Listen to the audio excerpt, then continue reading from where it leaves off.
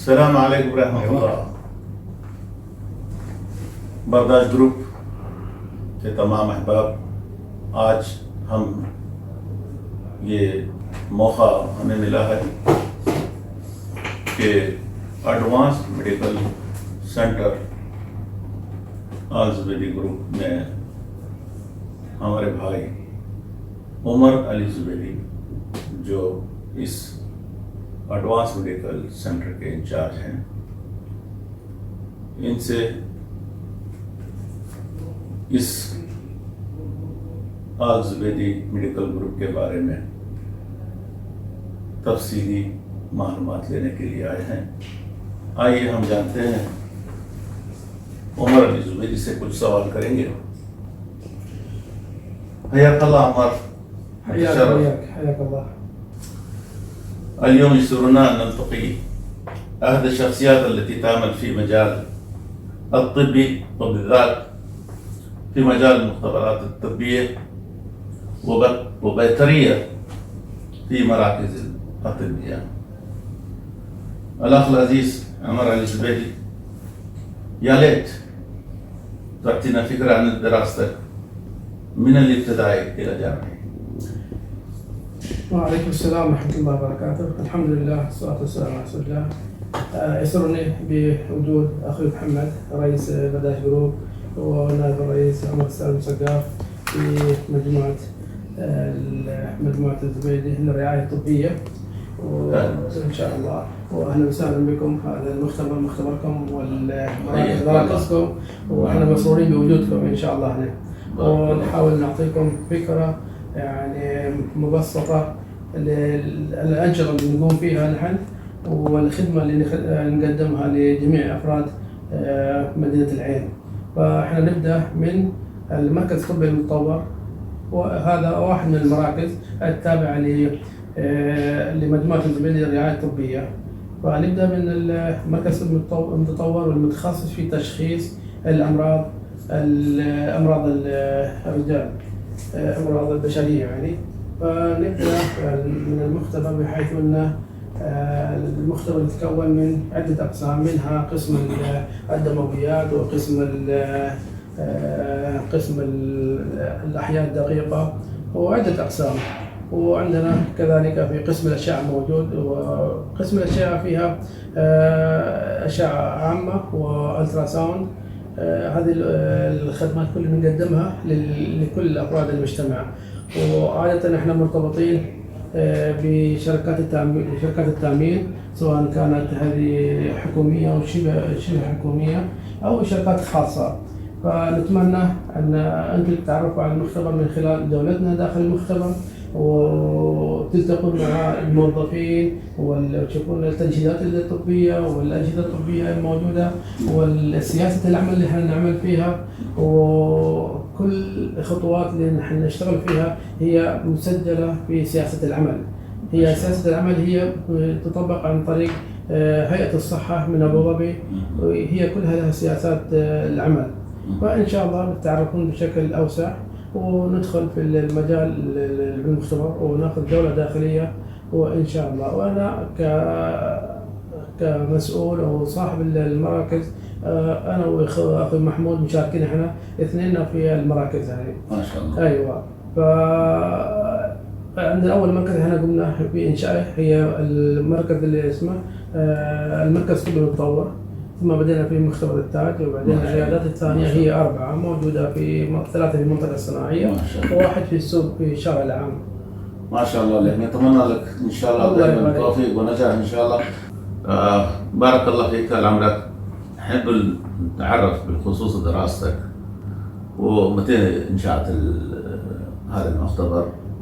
أيوة، أنا خلصت دخلت هنا الصف الثالث بعد ما جينا من الإمارات. دخلت الصف الثالث. أيوة. مع إني كنت في صف أو ثاني إعدادي. والله. أيوة. ودخلت هنا الصف الثالث من البداية، تعلمنا اللغة العربية وتعلمنا كل قواعدها. ودخلت الجامعة في 84. أيوة، تخرجت في 88. فهذه مدة الدراسة اللي كانت في بكالوريوس في مجال شو يسمونه بايوكيمستري، أنا تخصصي بايوكيمستري. فبعد ما تخرجت واشتغلت في مستشفى العين وظليت هناك تقريبا 27 سنة، كنت موظف عندهم. وخلال عملي أنشأت المختبر، وقمت كانت فكرة أساسا أن نبدأ عمل مختبر في العين لأن المختبرات كانت قليلة جدا. فبدأنا في إنشاء المختبر، الحمد لله توفقنا والأمور الحمد لله من بدأنا من 1997 ما شاء الله، وحتى الحين الحمد لله أمور ميسرة وماشية. الحمد لله. الحمد لله عرفنا بأن اسم كمان عرفت طال عمرك. نحن سمعنا ما شاء الله على المختبر هذا أرماس بيكل. نحب نعرف يعني في هذا الفترة اللي اشتغلت انت 15 سنة، شو لي تطورات عندك في هذا الفترة؟ أيوة.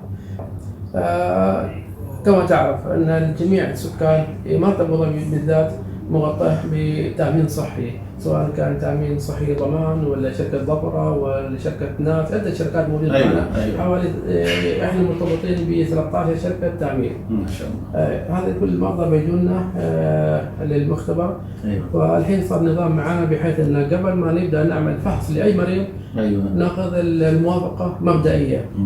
موافقة مبدئية معناتها احنا ناخذ طلبات الفحوصات ندخلها في النظام ونرسلها لشركة التأمين، وشركة التأمين تعطينا موافقة، هل هي موافقة، هل هي تغطي الفحوصات ولا ما تغطي. إن كانت تغطي تجينا موافقة كتابية عن طريق الإيميل، وإحنا نبدأ نعمل في الفحوصات. إذا شركة ما تغطي بالفحوصات تعطينا بالرفض، معناتها إحنا ما نقدر ناخذ المبلغ من شركات التأمين إلا إذا كانت موافقة مبدئية من عندهم. فإحنا عادة لكل مريض نرسل لشركات التأمين للموافقة المبدئية. إذا حصلنا الموافقة المبدئية بدأنا نشتغل فيه. هذه شغلة التأمينات، يعني عندنا أكبر شركات تأمين هي موجودة في حاليا شركة الضمان الصحي من أبو ظبي.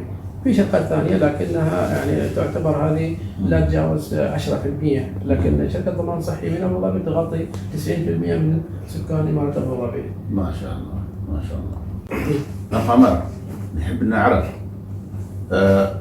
بالخصوص الموظفين اللي شغالين عندك كيف يختبروهم انتم؟ يعني شو اللي شهادة العلمية؟ أيوة.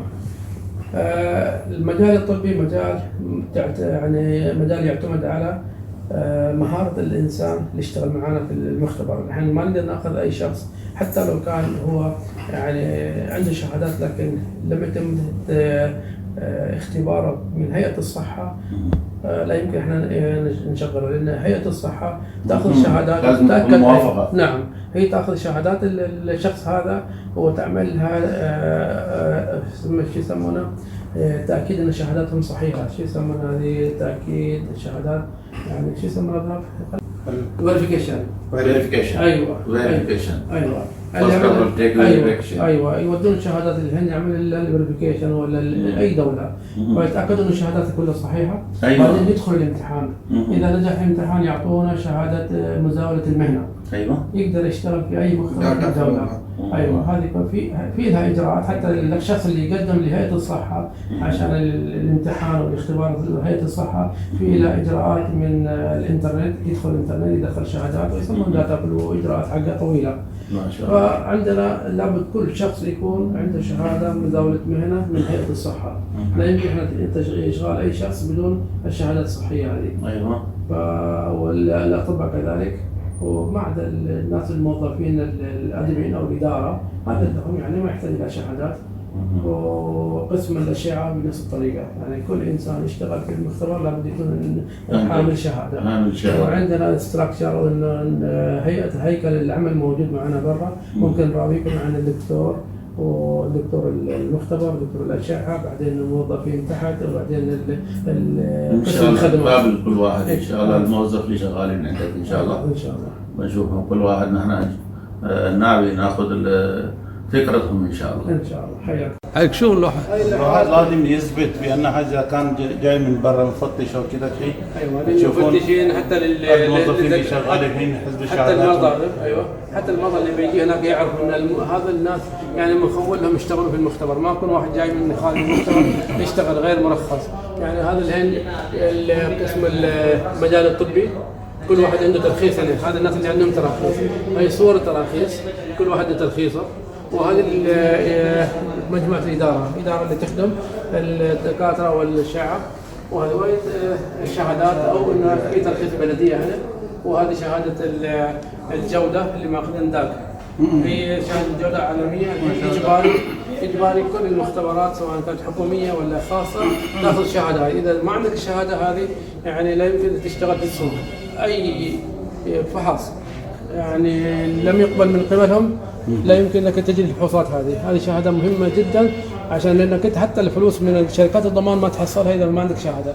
مجرد انتهى الشهاده هم يوصل عندهم خبر ان شهادته منتهيه وتوقف جميع التصرفات، كل صرفيات الفلوس يوقفونها. ايوه وهذه تقريبا تليفونات الامرجنسي، مستشفيات، مطابي، شرطه، هذا. وهنا مكتوب انه تصوير شغال هنا في المختبر. احسنت. اوكي. هنا آلية عمل المختبر، يعني العينات والمرضى كيف يتحركون في المختبر، كل الآليات موجودة هنا. وهنا عندك انت مخطط المختبر وين الغرف موجودة سواء كانت فنية ولا إدارية ولا سفر سيرفيس كلها موجودة. وهذا ترخيص من هيئة الصحة لمدارة المهنة، تاريخ الانتهاء أو تاريخ الابتداء موجود عليه. وهنا عندك في حالة إنه واحد عنده شكوى يقدم الشكوى هنا، ورقم تليفون موجود، رقم تليفون هيئة الصحة موجود هنا، أنا بتصل فيه، وفي صورة يعبيها شخص يحط الشكوى هنا. عندك الأجهزة هنا جنرال تشيك اب، هذه الفحوصات المطلوبة، هذه كهرباء. اوكي.